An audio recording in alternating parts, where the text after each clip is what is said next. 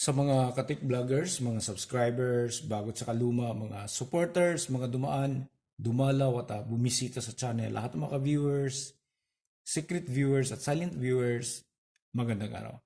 Ngayon meron lang akong dalawang tips na dapat bantayan natin kapag nagpagawa tayo ng speaker o kaya bumili tayo ng mga lumang speaker.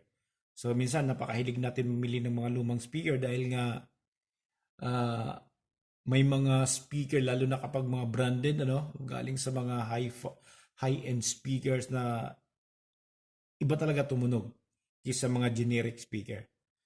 So ang ano bang mga dapat babantayan natin? So mga dapat bantayan natin ay ito. So physical appearance ng speaker, yung kanyang surround, matino pa ba yung kanyang cone, wala bang butas, walang bale. Okay? Tapos yung kanyang dust cap, kung original pa ba yung nakakasa. Dito sa likod, yung kanyang spider, ito. Yung kanyang pigtail, kung walang putol. Tapos, kung hindi pa ba dumaan ng pag-align yung pole and magnet natin. So, kung hindi pa ba nakalas tong bakal na to. Ito. Okay? Tapos, kapag tinulak mo yan, dito, so walang sayad. So, nasa mga 98%, 95% na kapag inamoy mo pa yan dito, wala kang maamoy na parang sunog, amoy varnish.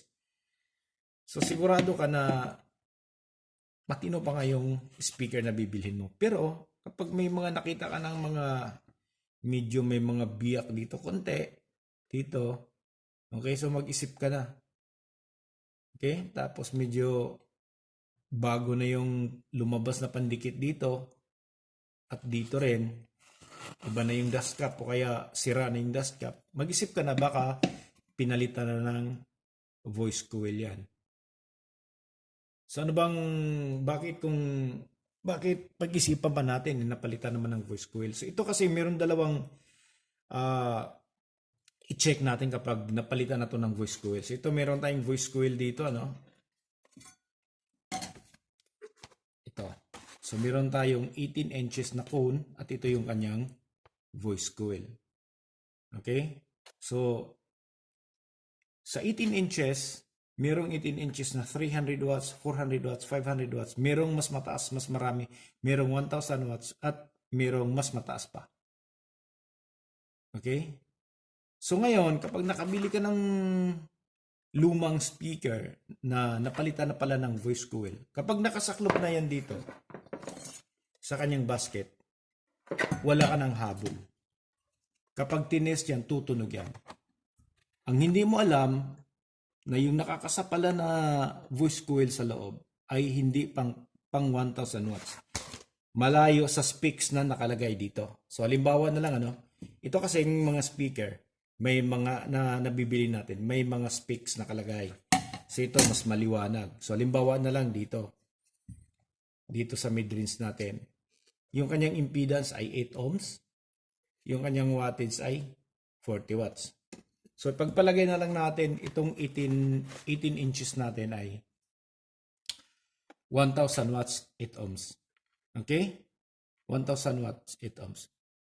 So kapag nakasalpak na yan dito sa basket niya, hindi mo na alam, hindi mo na malalaman kung yung voice coil ba na kinasa ay 1,000 o 1,000 watt ba.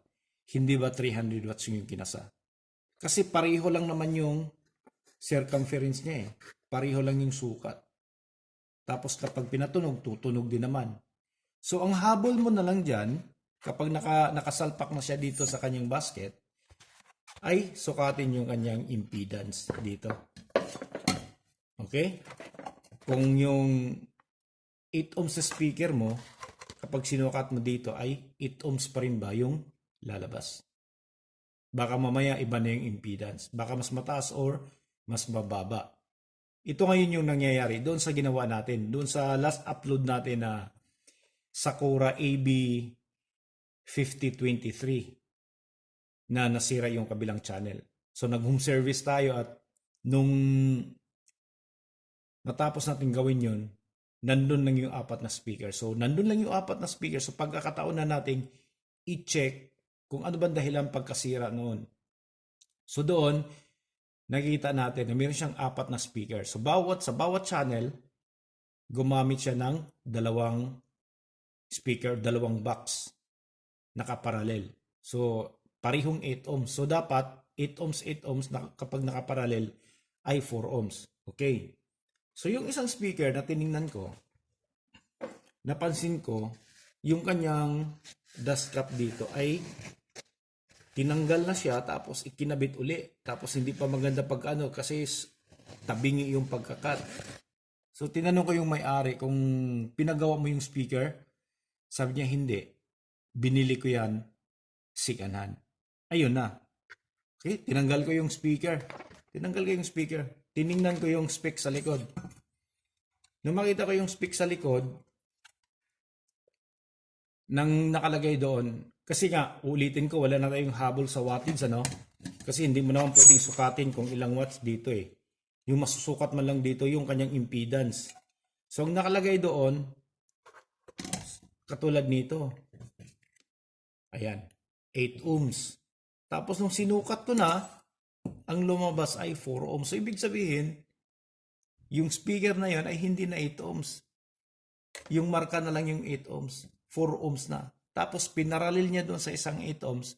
So mas bumaba siya sa 4 ohms. Kaya nang hinataw niya yung amplifier niya, doon bumigay. Sana'y magsilbing aral sa mga, ulitin ko, sa mga magpapagawa ng mga speaker o kaya sa mga mahihilig bumili ng mga lumang speaker. Siguraduhin natin, ulitin ko, wala na tayong habol dun sa wattage dahil hindi na natin makikita. Tingnan natin yung impedance kung ganun pa rin ba. Kasi kapag nagpaparallel ka pa ng isang speaker doon, siguradong mas bababa pa yung impedance niya. Okay? So sana'y makakatulong to lalo na sa mga bago at wala pa gaanong idea tungkol sa speaker. So maraming salamat. God bless at bye-bye.